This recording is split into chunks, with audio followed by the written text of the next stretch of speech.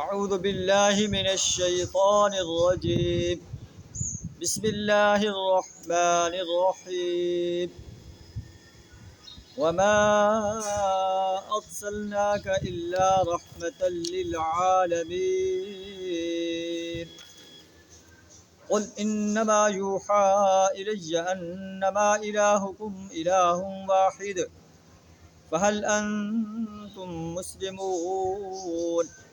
فإن تولوا فقل آذنتكم على سواء وإن أدري أقريب أم بعيد ما توعدون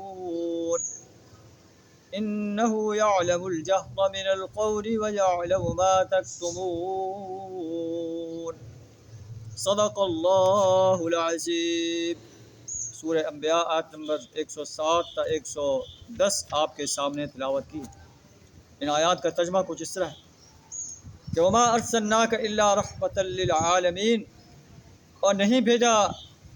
ہم نے آپ کو نبی صلی اللہ علیہ وسلم کو ارشاد ہوا جا رہا ہے الا رحمتا للعالمین، مگر یہ کہ رحمت ہے پورے جہانوں کے لیے۔ قل اے نبی صلی اللہ علیہ وسلم آپ کہہ دیجئے انما یوحی الی، میری طرف وحی کی جا رہی ہے، انما الہکم الہ واحد، کہ تمہارا معبود ایک معبود ہے، ایک اللہ ہے، وہی تمہارا معبود ہے، اسی کی تم پرستش کرو، اسی کی بندگی اور غلامی اختیار کرو، اسی کی اطاعت کرو، اسی کی حاکمیت کو تسلیم کرو، اس کے حاکمیت کو قائم کرنے کے لیے اپنا کردار ادا کرو، جد و جہد کرو۔ هل انتم مسلمون، کیا تم اس بات کے آگے سر اطاعت جھکاتے ہو؟ فَإِن تَوَلَّوْا، اگر وہ منہ پھیر لیں تو کہہ دیجئے آذَنْتُكُمْ عَلَى سَوَاءٍ، میں نے علی الاعلان تم کو خبردار کر دیا، اور اب میں یہ نہیں جانتا کہ جس چیز کا تم سے وعدہ کیا جا رہا ہے وہ قریب ہے یا دور ہے۔ إِنَّهُ يَعْلَمُ الْجَهْرَ مِنَ الْقَوْلِ،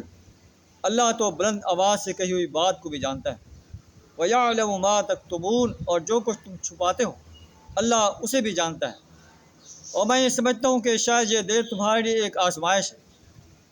اور تمہیں ایک وقت خاص تک کے لیے مزے کرنے کا موقع دیا جا رہا ہے۔ قال رب احکم بالحق، آخر کا رسول صلی اللہ علیہ وسلم نے کہا اے اللہ میرے رب حق کے ساتھ فیصلہ کر دے۔ وربنا الرحمن المستعان علی ما تصفون، اور لوگوں تم جو باتیں بناتے ہو ان کے مقابلے میں ہمارا رب ہی ہمارے لیے مددگار ہے۔ ان آیات میں اللہ تبارک و تعالیٰ اپنے رسول صلی اللہ علیہ وسلم کو ارشاد فرما رہا ہے کہ اے نبی صلی اللہ علیہ وسلم، ہم نے آپ کو تمام جہانوں کے لیے رحمت بنا کر بھیجا، آپ نے جو ہے فلاح کا پیغام دیتے ہیں، آپ نے ان کے سامنے حق اور باطل کو واضح کر دیا ہے، اور جو حق کو قبول کرے گا آپ نے علی الاعلان یہ کہہ دیا کہ اس کے لیے جنت کے باغ ہوں، جن کے دامن میں نہریں بہتی ہوں، جن میں ہر وہ چیزوں کی جو انسان کا دل چاہے گا، اور جو اس کا انکار کرے گا اس کے لیے جہنم کی آگ ہے، جن میں وہ ہمیشہ ہمیشہ رہیں گے۔ آپ نے حق اور باطل ان کے سامنے واضح کر دیا ہے۔ آپ کی باتوں کو سن کر کفار مکہ کہتے ہیں کہ آپ ہمارے لیے مصیبت بن کر آئے ہیں، آپ نے ہمارے بیٹوں کو، ہمارے بھائیوں کو، ہماری بیویوں کو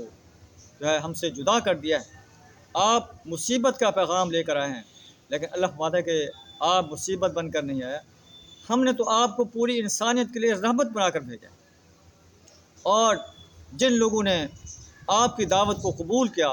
وہ دنیا کے امام بن گئے، دنیا ان کے تعریف کے گن گاتی، اور ان کا نام جو ہے علی الاعلان انسان جو ہے بھلائی کے ساتھ لیتے ہیں، اور جن لوگوں نے نبی صلی اللہ علیہ وسلم کی دعوت کو قبول کرنے سے انکار کر دیا وہ جہنم کا ایندھن بننے والے ہیں، اور انسانیت انہیں مشرک کی حیثیت سے، کفار کی حیثیت سے جانتی ہے۔ آئیے ہم بھی اپنے گریبان میں جھانکیں کہ ہم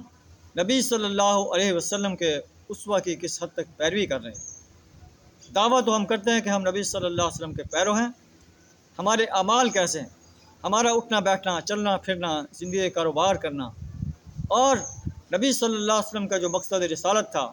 کہ هو الذی ارسل رسولہ بالہدی ودین الحق، کہ ہم نے اللہ کے رسول صلی اللہ علیہ وسلم کو ہدایت اور دین حق دے کر بھیجا ہے، لیظہرہ علی الدین کلہ، کہ تاکہ آپ دین اسلام کو دنیا کے تمام ادیان باطلہ پر غالب کر دیں؟ کیا ہم نبی صلی اللہ علیہ وسلم کے اس مقصد رسالت کو پورا کرنے کے لیے کوشاں ہیں، یا ہم اپنے گھروں میں بیٹھ کر اللہ اللہ کر رہے ہیں اور نبی صلی اللہ علیہ وسلم کا دین مغلوب ہے، باطل ادیان غالب ہیں اور دین اسلام مغلوب ہے، تو ہم اللہ کو کیا منہ دکھائیں؟ اللہ سے دعا ہے اللہ تعالی ہمیں دین اسلام کو غالب کرنے کے لیے اپنا مال، جان، وقت اور صلاحیت کھپا دینے کی توفیق عطا فرمائے۔ وآخر دعوانا الحمد للہ رب العالمین۔